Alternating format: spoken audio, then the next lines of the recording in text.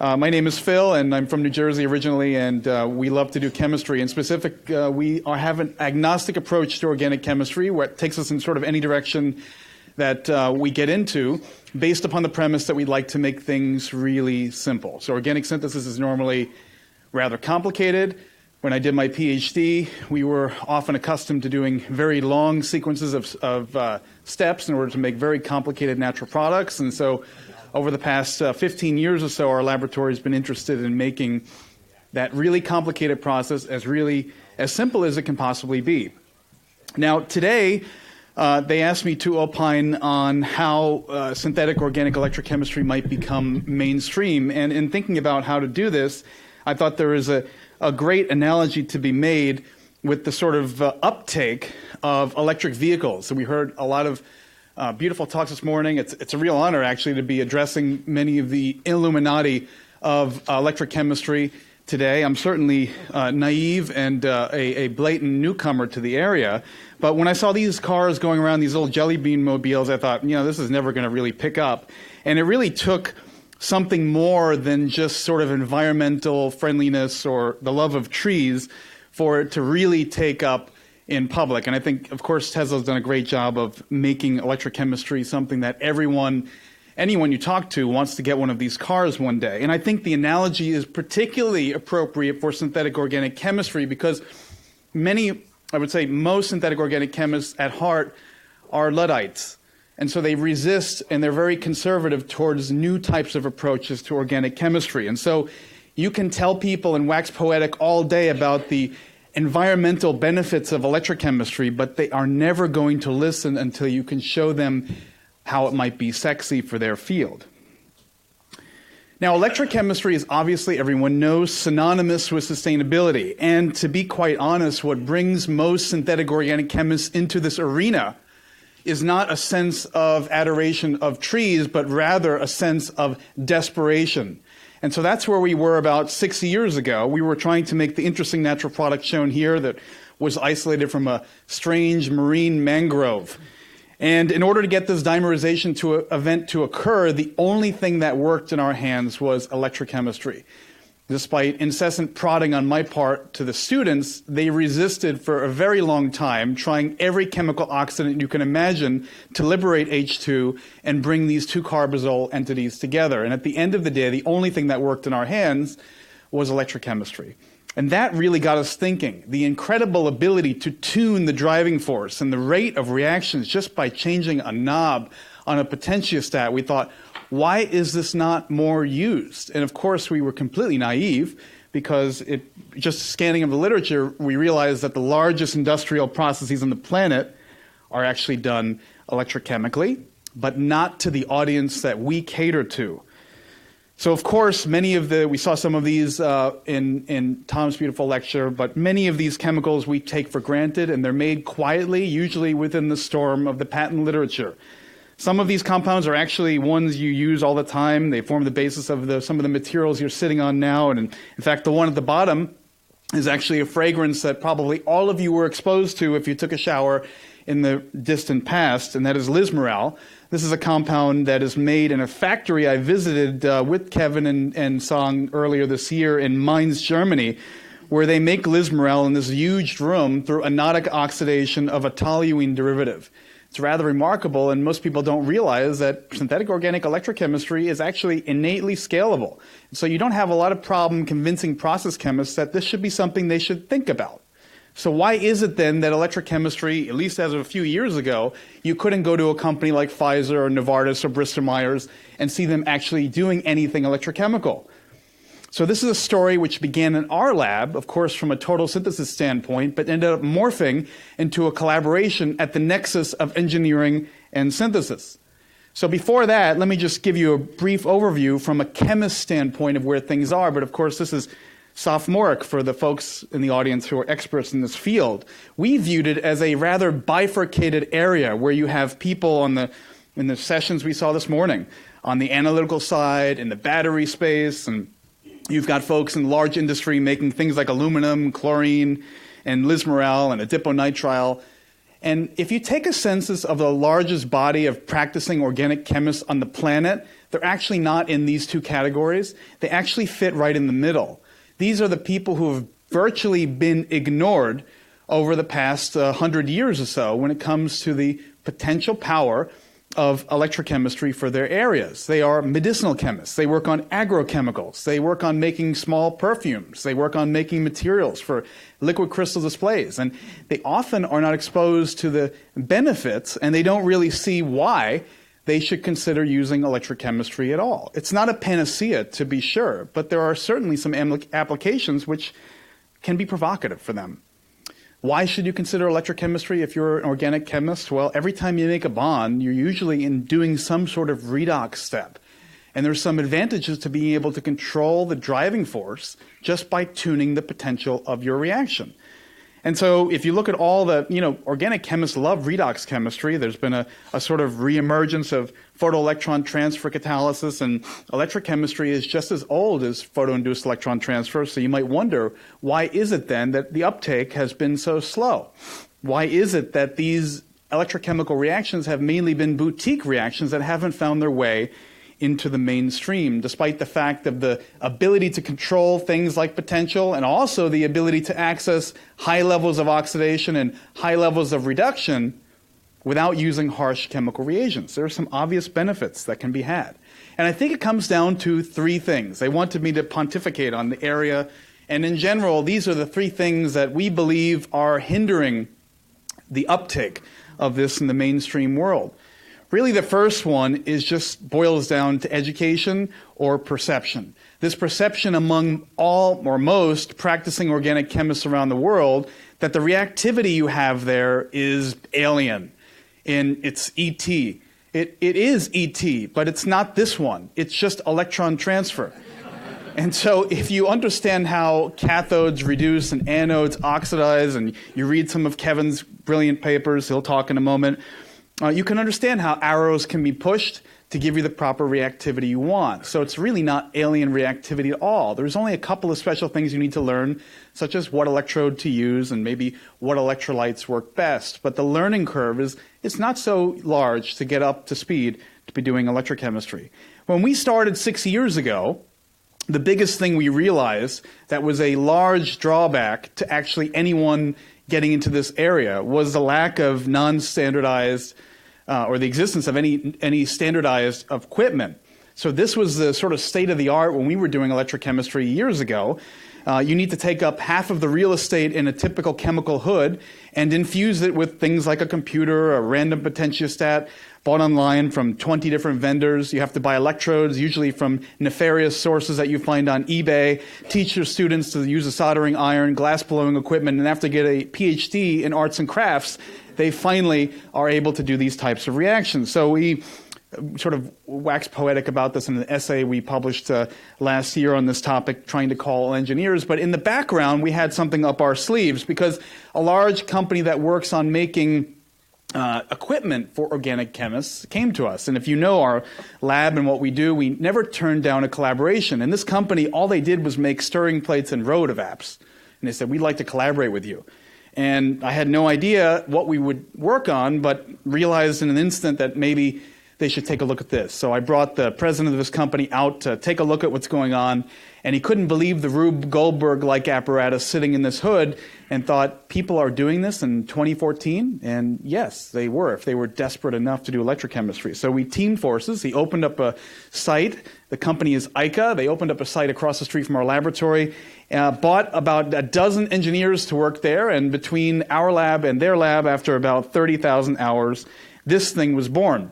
It's called Electrosyn, and we believe it will democratize synthetic organic electrochemistry. So it's about the price of a stirring plate. I receive no commission from the sales of this product, and it allows someone to go from 0 to 60 in just a second. You open up the box, you can begin doing electrochemistry almost instantly because it has everything you need. A stirring plate, it's got an analytical device so you can run CVs, no problem, and of course it has a potentiostat. It also has everything standardized. You see, the problem of not having standardized equipment goes beyond it not being accessible to everybody.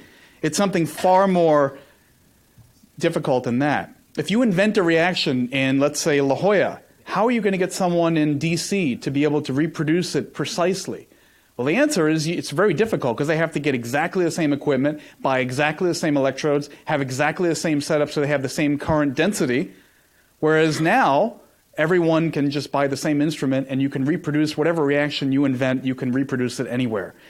Fast forward now, it's 2 years ago we released this device, and there's over 1,000 of these in the wild. Every pharma company on the planet has them. And so if you invent something interesting and you demonstrate a protocol in this device, it's very easy for them to do it themselves. And it's very modular, so it can be attached to other things I'll show you in just a moment. The third biggest problem is this perception that the reactivity of synthetic organic electrochemistry is not interesting enough, despite the fact that there are a lot of really cool reactions. We wrote a review on this a while ago. But the fact of the matter is, if you go to your typical pharma company and you tell them, look, I noticed you're oxidizing that alcohol over there using chromium or stoichiometric hypervalent iodine, and you're probably killing some trees doing that. You could save a lot of environmental resources by instead doing that electrochemically. They will just look at you, roll their eyes, and laugh because they value their job much more than they do a tree. So that's the fact of the matter, is you have to actually think about the pragmatism associated with convincing people in the real world to do this stuff. So how do you do that? Well, you have to invent reactions that act as forcing functions, that require them to do electrochemistry. So we started this off many years ago and thought, well, we could appeal to process chemists by maybe using some of the chemistry we had developed many years ago for the direct radical functionalization of heterocycles. Instead of using TBHP as an oxidant, instead using simple anodic oxidation as a way to control the kinetics of this reaction and improve the yield. And that turned out to be rather fruitful, and many companies now are doing that electrochemically. We then worked with Bristol Myers Squibb, who wanted to do a very simple oxidation reaction, allylic CH bonds. They wanted to oxidize without using any kind of transition metal, and they wanted to do this very inexpensively. And so we invented a very simple mediated system to achieve that accomplishes essentially mole-scale allylic oxidation that can take place in a bucket. So that's a picture of a bucket on that side, and that's where the reaction takes place. So very easy way of doing this, a simple oxidation. People then complained and they said, well, allylic CH bonds are kind of weak. Can you do things that are a little bit stronger?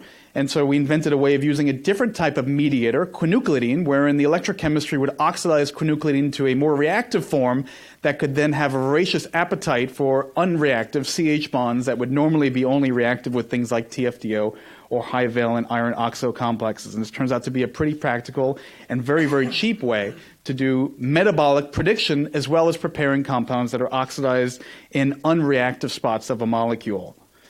And then finally, we turned our attention to one of the most often used reactions in modern medicinal chemistry, namely CN bond formation.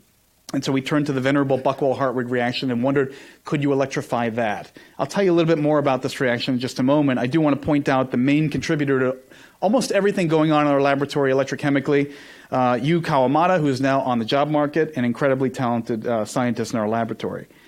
Now, I'm going to tell two brief stories. I have limited time, and both stories are really centered around what happens when you collaborate with electrochemical gurus. And we did this under the auspices of an NSF electrochemical center for study in electrochemistry, where we bring together theoreticians, battery chemists, experts in the field, along with naive folks like me who just know how to make molecules. And magical things can happen. So by teaming up with them, we could take the initial manifestation of the electrochemical amination I showed you before and turn it into a second-generation process that benefited from understanding the intricate mechanistic features of this reaction, which turn out to be a current-driven reaction where you have disparate nickel cycles that are sort of doing an oxidative addition into an arene, a halogenated arene, followed by a capture with an amine and reductive elimination. And it turns out that if you don't use current in this reaction, it stalls out because of a conproportionation event that takes place with compound 5. So it is a current-driven process, and the current actually accomplishes several different things. It takes the initial nickel species, turns it into a reactive nickel 1 species that does the oxidative addition, and it also helps in converting compound 5 to a stable intermediate compound 7, which after oxidative addition and the rate determining step of the amine attacking that nickel nucleus can then undergo an oxidation of nickel 2 to nickel 3. And then after that, reductive elimination takes place and you get the final aminated product. So in the absence of electrochemistry, these reactions only go to a small percentage yield. And that's, of course, a great advantage of electrochemistry, of having oxidation events and reduction events taking place in the same pot. So by working together with these scientists that I'll show their pictures in just a moment, we were able to come up with a pre-catalyst that's now available from Aldrich for doing amination and in a very reliable and practical way. And it can also be scaled up. So we teamed up with Asimchem in Tianjin, China, for doing these reactions on very large scale in flow. And they actually turn out to be something that can be done on multiple kilo scale. And Asimchem is currently actually doing some of these things for their clients now. So it's a very simple way of doing amination on scale and could have applications in medicinal chemistry, as I'll show you. It also has applications in total synthesis, and just like the canonical Buchwald-Hartwig reactions that are amenable to ligand optimization, so too is the same thing here. So with this nickel amination, you change your ligand, you can get increased yields even in the most dramatic types of situations, such as the amino ester being coupled to the strange indole species. And you can even do these reactions on DNA, which is something that had never been shown before because of the thought that electrochemistry is just going to chew up and destroy DNA. Actually, you can do electrochemical amination on a DNA molecule in what's now known as DNA-encoded library chemistry. So we published on that as well. You might also be wondering, well, what is the difference between the first generation condition and the second generation condition, and can you do these reactions in parallel? Can you do 20 or 30 of these reactions at the same time? And can you use electrosyn to do that? Turns out you can, so we set up a matrix shown here of first generation conditions and second generation conditions. We connected to them to the module that will soon be commercially available from ICA, the eHive we call it. It snaps on right to the top of electrosyn, allows you to do 24 reactions at the same time, and there is the result. You see at the top, the first generation conditions are kind of mediocre, and the second generation conditions are quite a bit better. And this has been adopted by a number of companies. I get emails all the time. Here's one email I got from Novartis just a couple of weeks ago. You can peruse the email yourself, but basically, based on his words, this is a kind of miracle reaction for him. And we don't understand why. Some of the systems that people use work really, really well with Ullmann-Goldberg reactions. Some work well with canonical palladium Buchwald-Hartwig, and some of them turn out to work really well with electrochemical amination. And we want to understand why that is in the future, but it turns out to be something that actually has pragmatic value instantaneously to the pharma industry. So in the second little topic, before the talk closes, I just want to talk about a different project we worked on, again through this NSF-funded center, and again by collaborating with industrial colleagues. So we ran a Twitter poll, and we asked people, what's a reaction that you'd love to a name reaction that you probably would want to avoid. And the plurality of votes centered upon the birch reduction is something that most people in industry would either not be allowed to do or would definitely want to avoid. And many of you know this is a famous reaction that all of us teach our students, but we never do this in the undergrad lab. I would hate to have a pre-med set up a reaction like this. Let me show you why. You cut up lithium metal, you then dump it into liquid ammonia, which you need to condense. And then at the end of your reaction, you let the ammonia just sort of boil off in the back of a hood. Not something I would necessarily trust an undergraduate student to do on their first day of learning how to do organic lab. And this turned out to be a problem for Pfizer. So Pfizer's medicinal chemists were working studiously trying to cure cancer, and they had a late-stage clinical compound they wanted to advance that used a birch reduction to make an intermediate. And the process chemist said, nope, we're not going to do this, because we had a really bad experience roughly 15 years ago. It was published in this OPRD paper where they were doing a birch-type reduction of the aziridine debenzylation. And in order to achieve this reaction on a 53-kilogram scale, they needed enough ammonia to fill up 3 Boeing 747s, and it liberated enough hydrogen gas to fill up an entire stadium. And in order to add lithium, they needed to design a special apparatus to feed in the lithium a little bit over time. And so from this, they decided they would never do a birch reduction on scale again. And they said to us, Phil, it would be great if your group could invent a birch reduction that could be done in a daycare center. No amine, no lithium metal, open to the air, and moisture is okay too. And we said, well, that sounds like fun. And so we decided to work on this problem. And so our inspiration came from none other than a Tesla. In California, they're as common as a Honda Civic. They're everywhere. And in all of these cars is roughly 7,000 batteries. And those batteries we thought might hold the clue to how these types of reactions could be conducted in a practical way.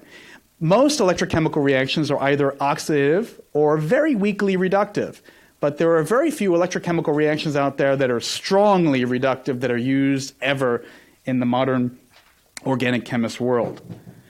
And part of this stems from the same problem that lithium-ion batteries had when they first were invented many years ago. And it wasn't until the realization that you could form a solid electrolyte interface to protect the anode and preventing lithium from depositing on the cathode that the field really took off, and lithium-ion batteries became something you could industrialize, and they became stable. And this was something that our colleagues in the NSF Center educated us on and made us realize that maybe we could take the lessons from lithium-ion battery technology and import them into synthetic organic electrochemistry. So the challenges, of course, that have been described over the years in many papers on trying to do Birch-type reductions electrochemically is that the scope is really bad and you have huge, terrible charge efficiencies. So you need to pump in enormous amounts of electrons to get even the most simple compounds like toluene to be reduced. Okay, so we started off taking all the literature examples we could find on a substrate that Pfizer cared about, and none of them gave much of any product at all beyond trace quantities. And so we turned to the SEI literature and found very quickly that some of the additives that people have been using to make lithium-ion batteries work actually made these reactions work a little better.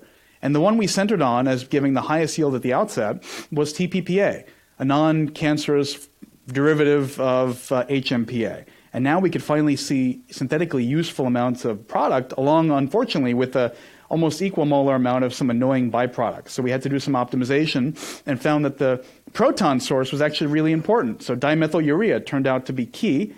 And also we wanted to avoid cryogenic temperature. So although we could get this reaction to work in really good yield at minus 78, remember the Pfizer people wanted this to be done under really simple conditions, and they don't want cryogenic temperatures. So we did something interesting, which was to increase charge density by simply making the size of the cathode really small. So we used a galvanized steel wire, essentially a paperclip, as the cathode, which got the charge density up really high and allowed the reaction to be working now at room temperature. And now this was a reaction that was literally ready for a kindergarten class if you wanted it to be. In fact, I did this reaction recently at Scripps during a lecture. A Birch reduction was going on.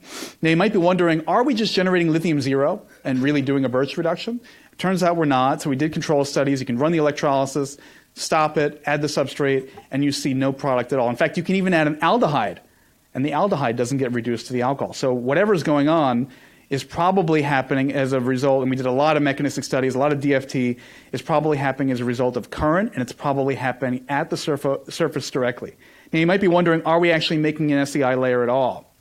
And so we actually did, within the center, an SEM analysis of the actual electrodes and showed conclusively that, in fact, there is an SEI layer being formed according to the battery experts that we were lucky enough to collaborate with. So what's the scope of this reaction? Well, it's actually really broad, and it has pretty much the same scope as the regular Birch reduction, and in fact outperforms many of the cases where people have invented milder Birch alternatives such as sodium impregnated on silica gel. And you can see here the yields across the board are really good and definitely suitable for what Pfizer wanted to do. But more importantly, it could even be used for things that are not as boring as a Birch reduction. So you could do other types of reductions as well, such as benzyl removals, deoxygenations, epoxide openings, and alkylations and McMurray couplings. And in fact, even the Pfizer example I showed before that required all that ammonia, that can just be done first shot in pretty good yield to the exact same reaction, aziridine opening and debenzylation. As I mentioned, this can be scaled. So we've gone up to almost a kilogram scale now. AsymChem has been doing this for clients, and it's a really, really simple way of doing Birch reduction. And what they're really excited about is the fact that they don't need to degas anything. They don't need to shield it from the air.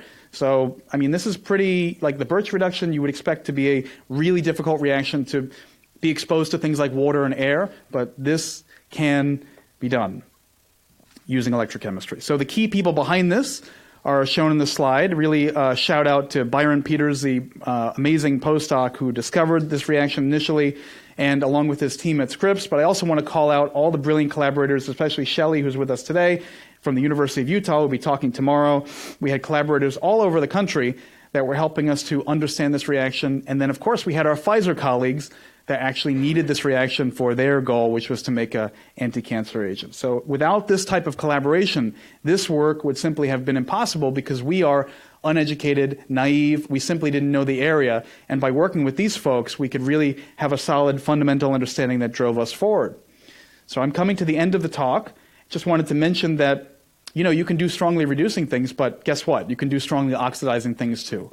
So if you're interested, we published a paper recently that showed that if you want to do something really wacky, like make an electrogenerated carbocation in an undivided cell and trap it with a really hindered alcohol, that can have medicinal relevance as well. And I like to call these forcing functions, because if you're in a pharma company and you need to run a Birch reduction, or you need to make a carbocation of this type, really, there's no chemical reagent that's either safe or available that you can use to make this possible. So this is really, when sustainability is not enough, you can point to reactions like this that say, hey, here's some actual application that you might actually need this, and you might actually have to do electrochemistry rather than it just being a boutique alternative to a chemical reagent.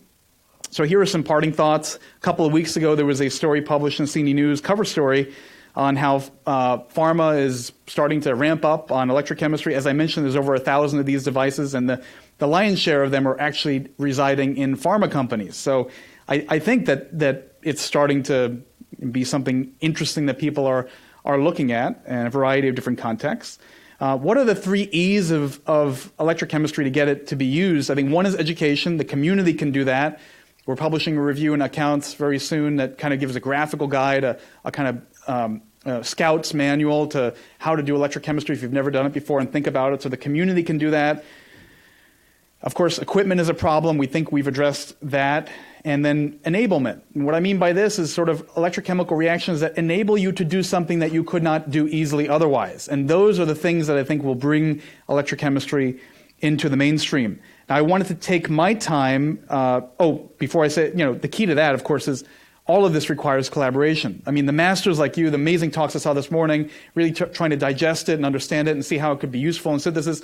Groups like ours, collaborating groups like yours, I think is the future for how this field progresses. So it's a real honor to be here and interact with a lot of these masters of electrochemistry. I'm certainly a novice in the area.